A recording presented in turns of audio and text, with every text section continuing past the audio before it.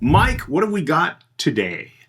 Today we have something very cool called submodalities. We're going to show you how to change your attitude toward the past, the bad stuff that's happened to you, and also how to build a compelling future you are going to love. So stay tuned. All right, awesome. So submodalities are building blocks of human experiences. It comes from the field of NLP. Let's dive right in. Our brains work really in an interesting way because they put a code on everything we learn. So we don't have to relearn things all the time. If you meet someone on the street, you have to remember, do I like this person or not? Do I know them or not?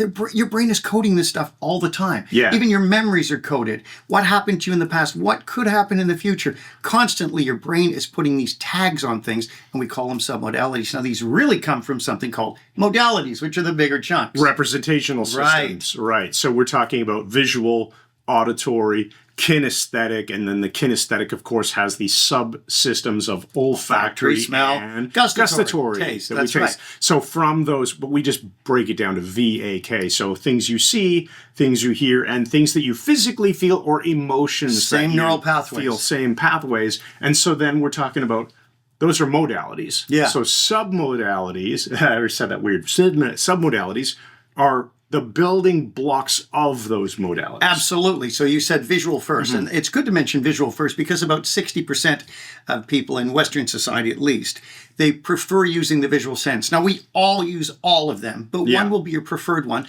And in the visual representational system or modality, we have the submodalities of, is an image we're imagining bright or faint? Is it clear or is it blurred? Is it color or grayscale? All of these things add to the visual sense. And we're going to walk you guys through some experiences here so that you can learn how to either change how you feel about some upcoming thing in the future, or change how you feel about something that happened in the past, usually something that kind of sucked or pissed you off, so that it doesn't bother you anymore. Right. Now, let's also, we said the visual sense, we go on to the auditory sense. Right. Can you imagine how sounds can be different? Is it a whispering sound? Is it a loud blaring noise? Yeah. Is it coming from a specific direction? Does it sound like it's really close or farther away? Right. Is it echoey or is it crystal clear with no reverb?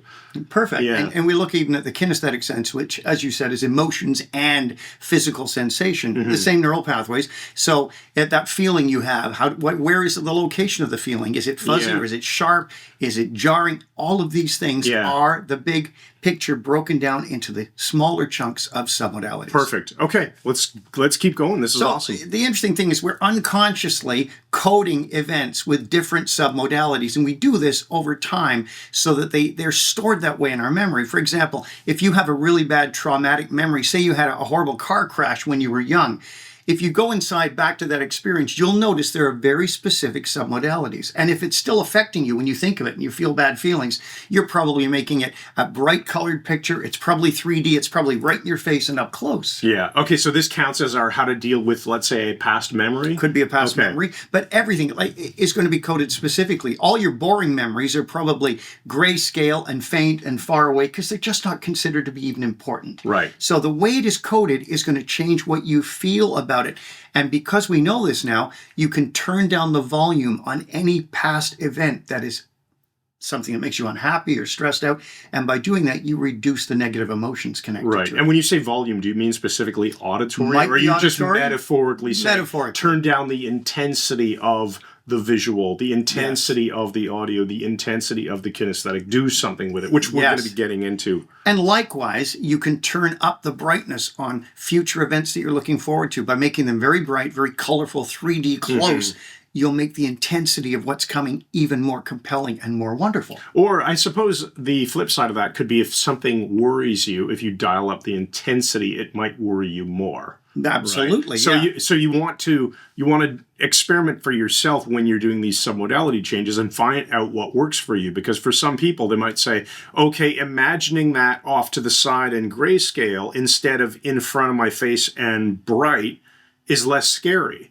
That's usually going to be the case with, but also if you're looking forward to that birthday party, your kid is turning 1, you have a newborn baby, you're going to have everyone over celebrating. If you push that off to the side and make it grayscale and hear dull music, it's not going to be something you're really looking forward to. No, and the problem is when you change it, if you do it congruently, you put your mind to it, you don't do it in an offhand, half-assed way. Yeah. Okay, deliberately With turn intention. down. All of this with intention, it will stay that way. And you'll find things will bother you less. And of course, one big submodality that we haven't looked at or heard or touched is the concept of dissociation. Dissociation is a submodality where you are no longer inside yourself, but in the memory, you are seeing yourself in the memory. For example, every photograph of you, every video of you is dissociated when you're looking at it. Right. You're on the outside looking in, and that tends to turn emotions, both good and bad, way down. Funny enough, actually, this is a really good point. So let's say somebody takes an old school photo album, or nowadays, you grab your iPhone and you start flipping through your photo reel or whatever they call it, These the days, photo camera roll. Yeah, there you go. that's it. You start flipping through. What gives people a stronger emotion? Usually they look at the picture, they immediately jump into the memory, and in their brain, they're kind of associated into that experience Very much. and reliving that feeling. Whereas if it's a picture of somebody else in a certain situation, there's usually not as much emotion. I mean, if you look at a picture of an event that was hilarious to you at the time, you'll relive that and you'll feel the emotions. But if you just look at somebody else's photo of something that was funny to them, you're so dissociated from it. It's like, oh, okay, yeah, haha. Now, that's actually a very good point. So let's look at how we can use this practically so you can change your past events. You're not changing time. We're not saying any of that. But you're interacting with your own memories. And then how you can improve your future by working entirely with submodalities, Perfect. which comes from the work, I think, of Richard Bandler in the 70s. All right. So changing your past. Choose a past event. And you don't have to do this right now, but I'm going to walk you through the steps. Choose a past event that you are not happy about when you think of it. Try something small at first, not some horrible screaming event, but pick something like maybe an argument you had with your significant other that went off the rails and you fought for 4 hours and wished you hadn't. And I think we've all been there. When I say we've all been there, I mean you've all been there. Or it could be something that you did on your own too, like literally just before recording this video, I was moving stuff on my desk and this full mug of coffee, I knocked it all over the office floor. That annoyed me, obviously, because there's some colorful language. Now, if that was bothering me, I could pick that as my moment. And easily so. Okay. So you're going to pick the event, something that has emotional weight, but you want to shift it. So think of it. Go into that memory.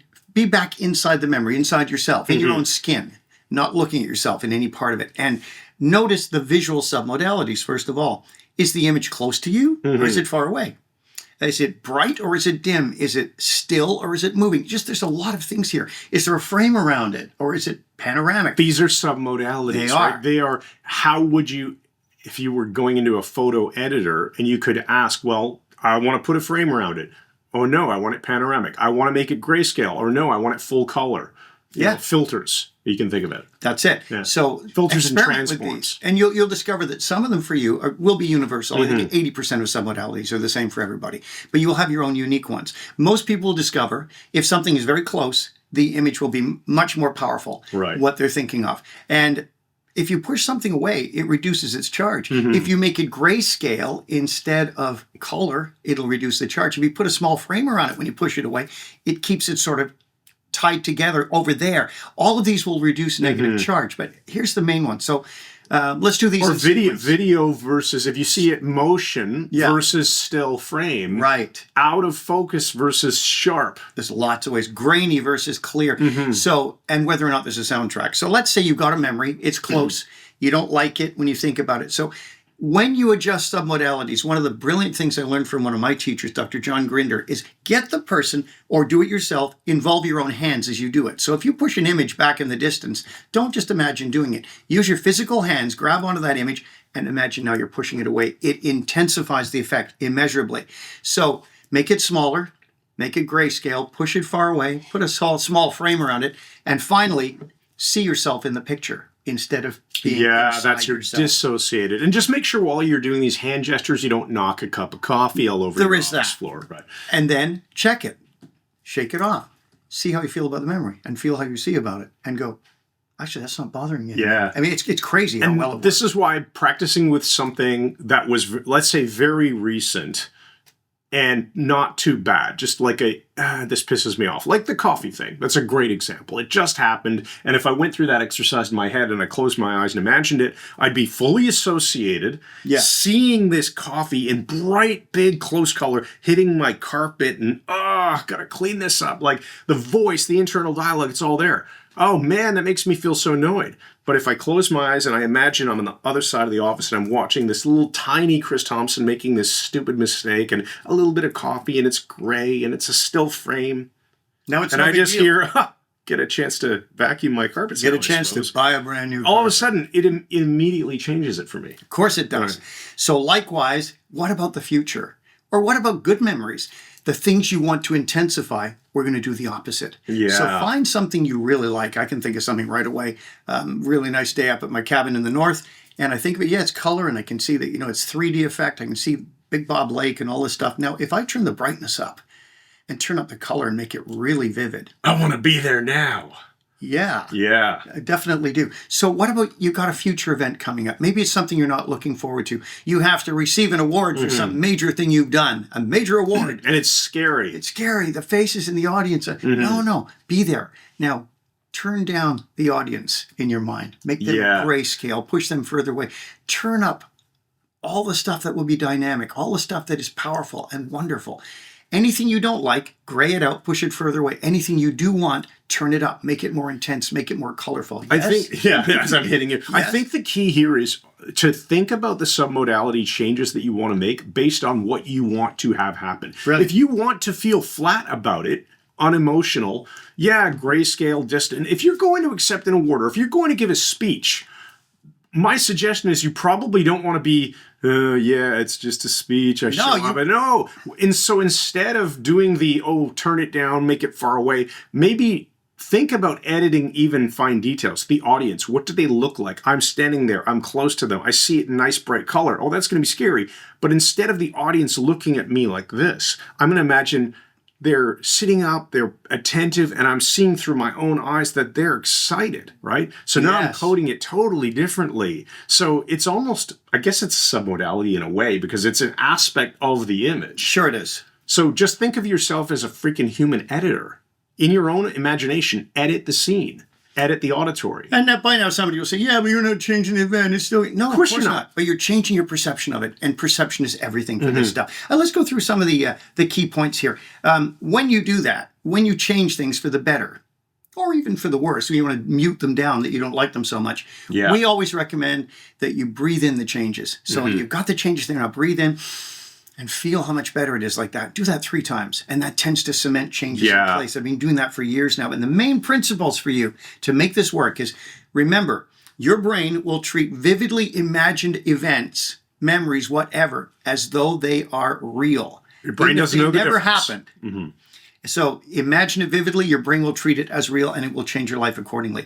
Submodality shifts recode the meaning of something without needing to relive the past. You don't have to go back and go through a horrible Nothing actually changes. Just change it changes how you perceive it. And you're not denying reality. You're just adjusting your response to it. And mainly, my friends, this is flexible, it's fast, and it is highly effective. Right. I think this would be a great freaking live workshop, by the way. One day soon, perhaps. Let's see. All right. So let's wrap it up. Whoa, that was really loud. There's the conclusion. By changing the way your mind codes experience with submodalities, you gain the power to transform your past, energize your future, and shape your present reality. Go do it. Awesome. If you liked this video, tell other people about it, and we'll see you in the Brain Software Syndicate. MikeMandelHypnosis.com/BSS. Thanks again, and good night.